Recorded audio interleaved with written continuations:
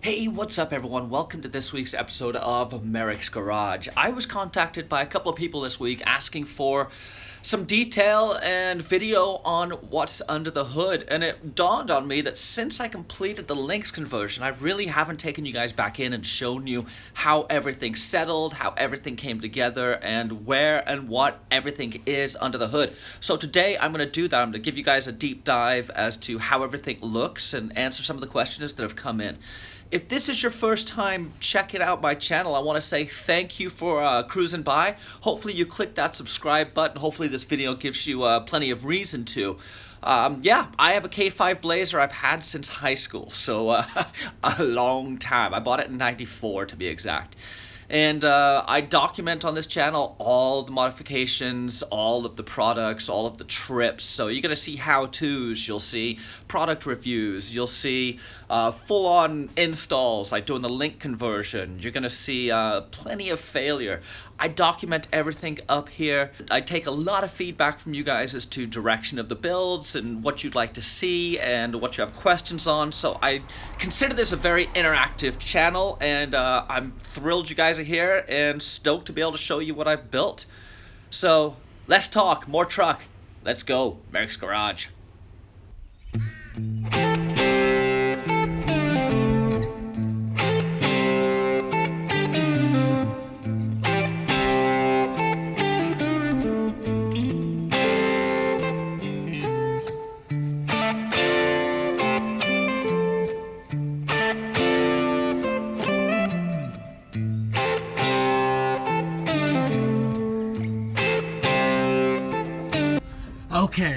Okay. Where to begin?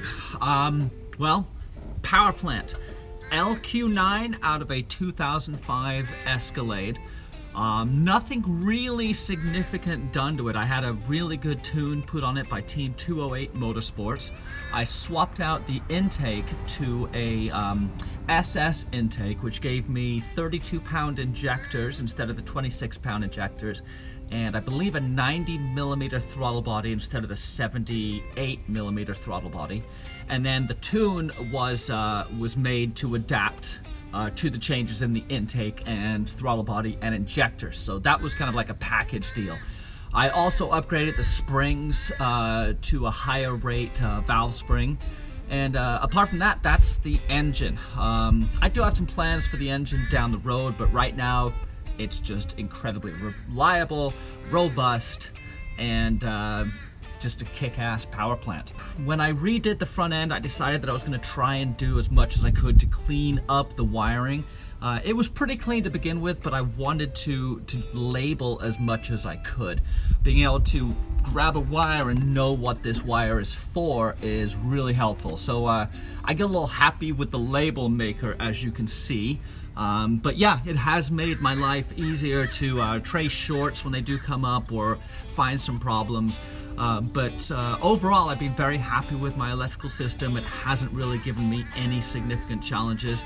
I did upgrade to the MechMan 250 amp alternator probably 3 or 4 months ago. I did a video on that, so if you haven't seen that, go ahead and check it out. That's a deep dive on that alternator and why and the watts and all about it.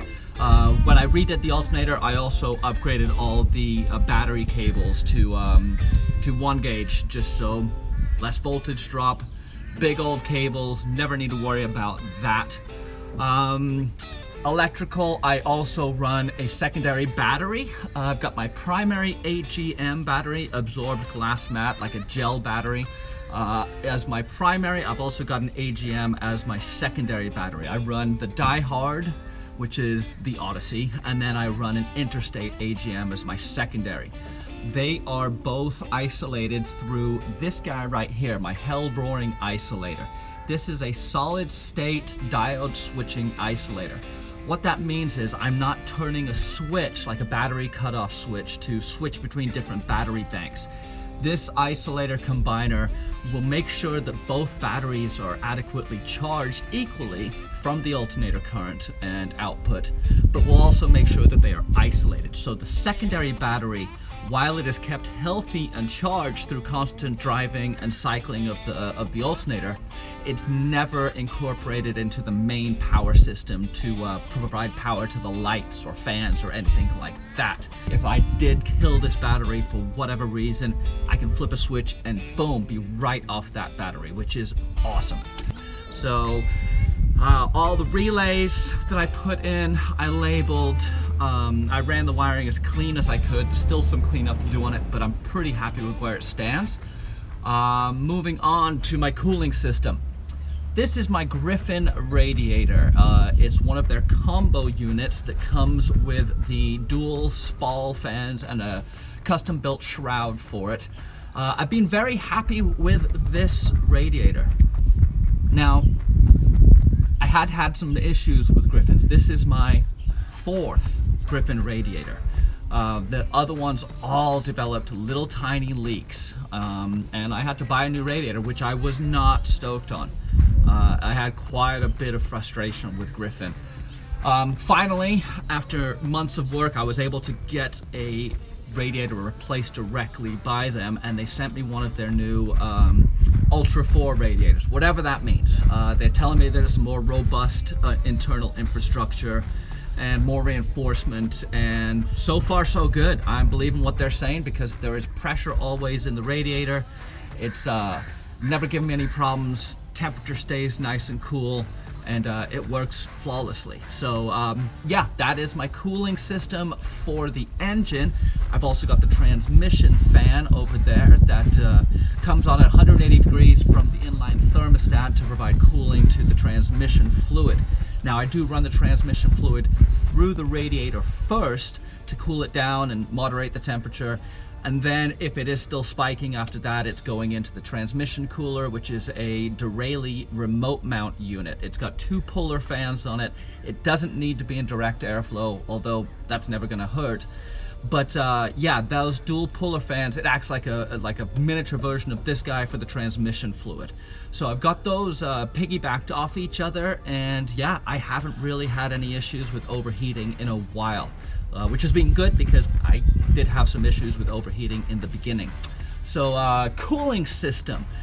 Steering, I have a PSC full PSC system with the hydraulic assist. So that is a PSC power steering pump. That's a PSC reservoir, a PSC steering box, and a PSC ram.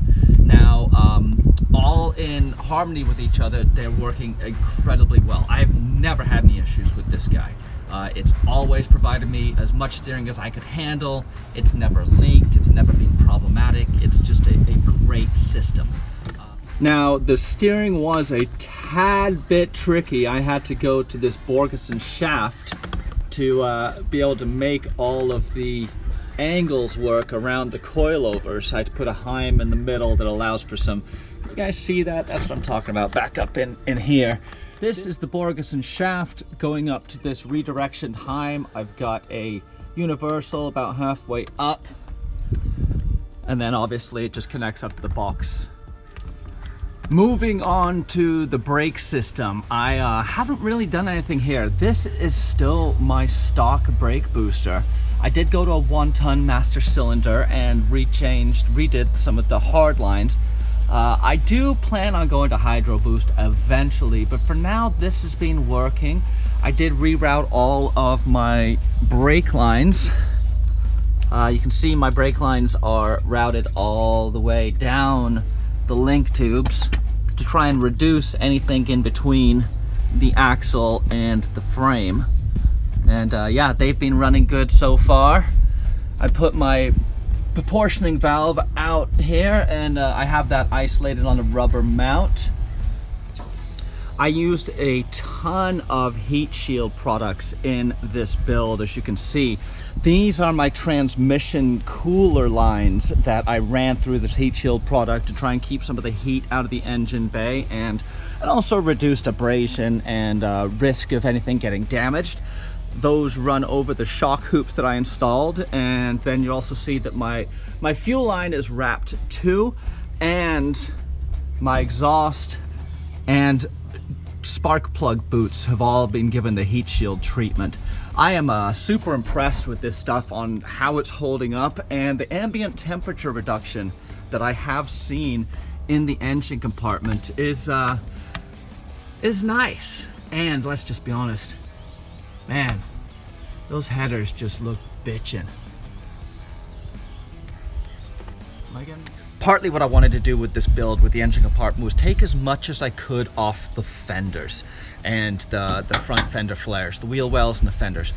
Reason being is one of the benefits I think of these trucks is how easily you can get to the engine bay and work on stuff. And the more stuff that I clutter up on the fenders, the more stuff I clutter up on the wheel wells, is more stuff I've got to remove when I need to get in there. Hanging as much as I can off of the shock hoops has been really helpful. Makes a big difference in space management and cleanliness and just a little bit of order too. So that's been a real cool addition to be able to free up these fenders. Yeah, so here's how the suspension ended up coming together. My shock hoops mounted nicely to the frame rails. I put this cross brace over that, despite appearances, it is removable. There is a joint right here that I can unbolt. And I also got, I don't know if you guys can see it, but deep down in there, I did put another engine brace in. I built myself a sweet custom mount for my cold air intake until I can weld something up for this guy. The vintage air setup. I've got my vintage air. I'm running a gator back belt. I cannot recommend these belts enough. I shredded a belt in Baja. I have constantly been dealing with squeaks and slips. This belt solved all my problems. Yeah, great belt, works really well. A little bit more money, but totally worth it.